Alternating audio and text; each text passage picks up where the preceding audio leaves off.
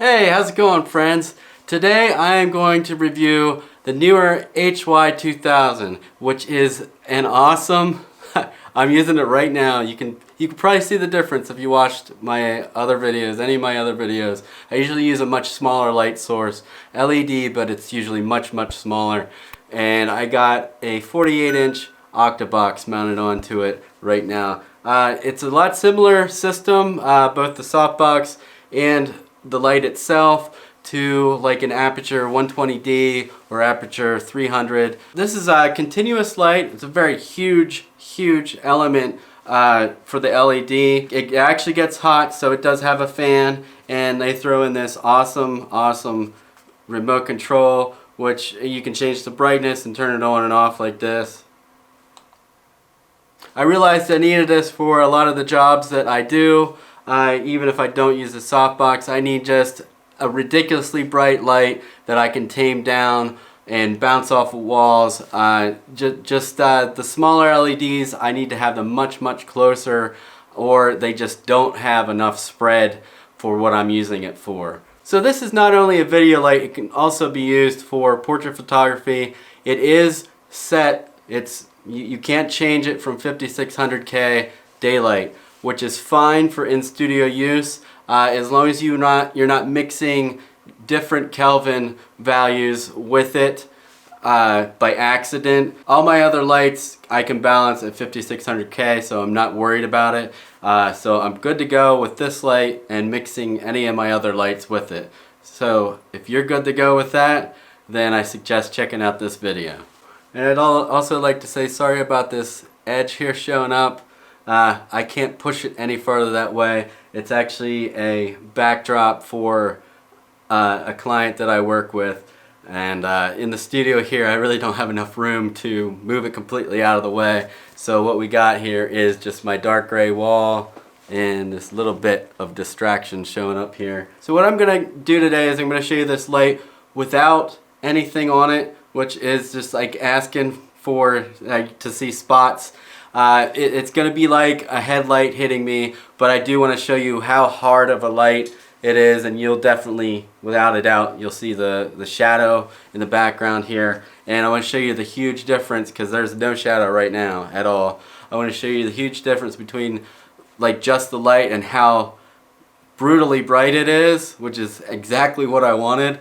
And then I'm going to compare it to my Falconized SO40TD, which is a 40-watt LED panel, very compact. I've been using it for months now. I also have the SO28TD, which is round, and I use those lights a lot for both photos and video, and they do come in handy, and they're very compact, easy to transport. This thing isn't the easiest to transport, but I'll deal with it because of the amount of light that it gives me. I'm not changing the camera settings so you can see. I'm not using auto ISO at all. I never do unless I really need to. So the camera settings will not change, but the light will. So here we go.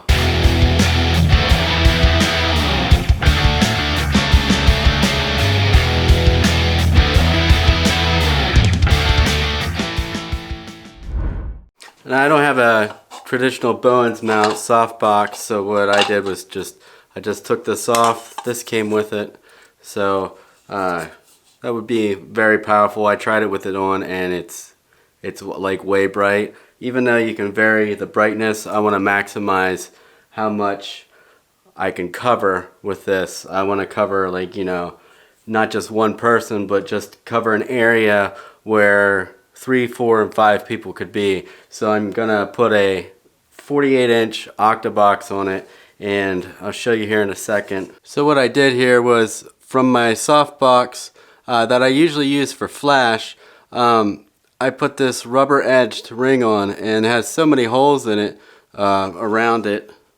I'm going to turn this here. So many holes that it lined up with 3 of the holes to fasten it, which is probably standard.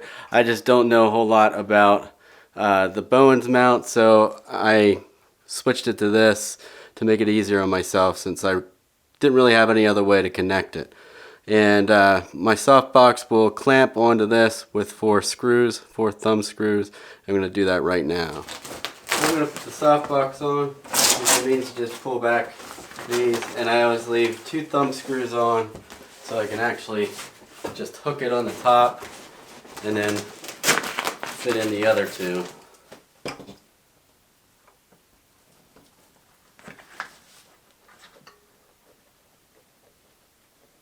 And even though the remote is right over there, I'm going to just turn the switch on. It's at 100% and it's actually not whiting everything out.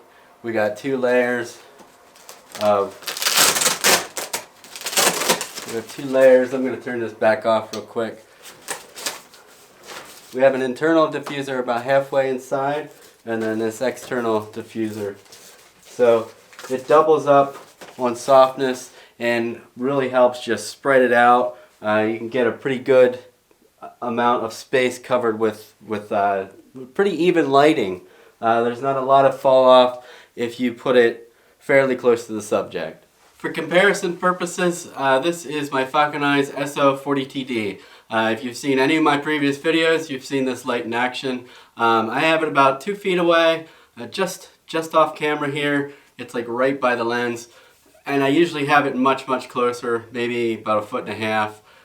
Maybe not that close, but usually I have it a lot closer, and then I bump up my ISO a little bit to compensate. It is a very good light. I've been using it as a main light for a long time now, a couple months, and it's never let me down. But just recently with the other work that I do, I have to provide everything, so I did need a larger light source, and I was looking at the Aperture 120D. The price is okay, I guess, but this light is much cheaper and throws out much more light. It's 200 watts versus I think it's 120. I think it's 120D, 120 watts.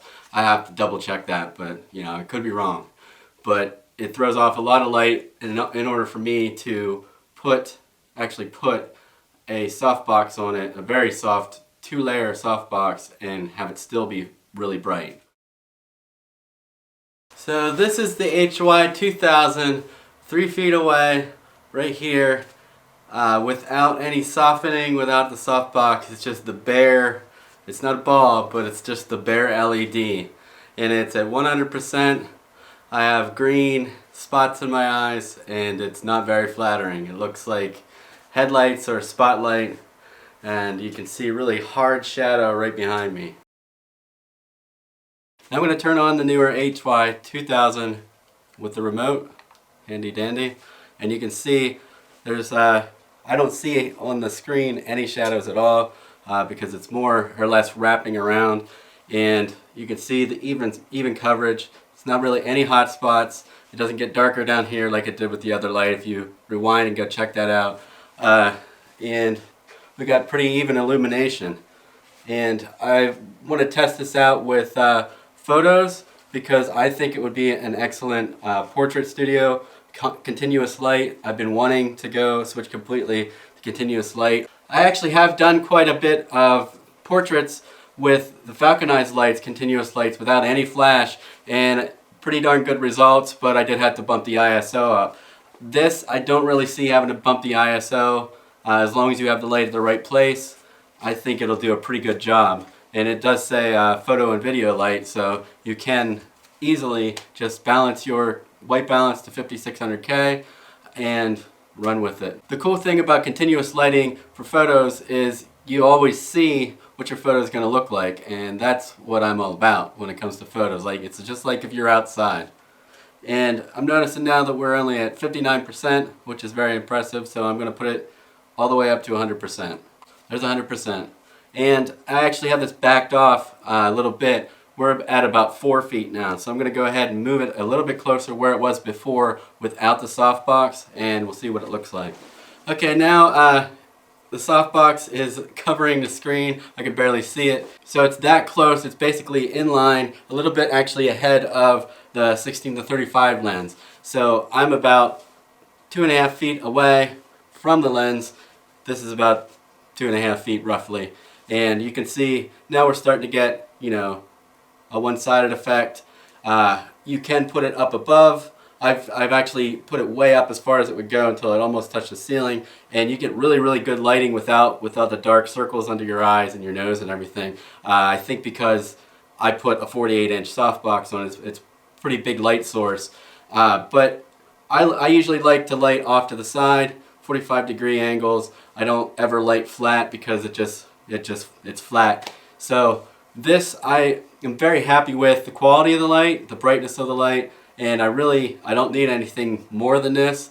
And I can see putting practicals and stuff in the scene, and maybe a kicker light over here, or a hair light just coming down, which I will easily use my smaller LEDs for.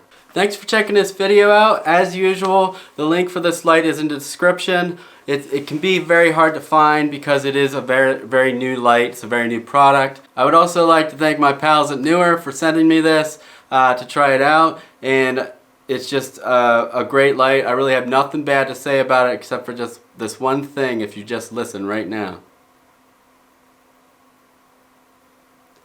That's not the mic preamps, that's the fan. And it's cooling it off fine. It's just another thing I'll deal with.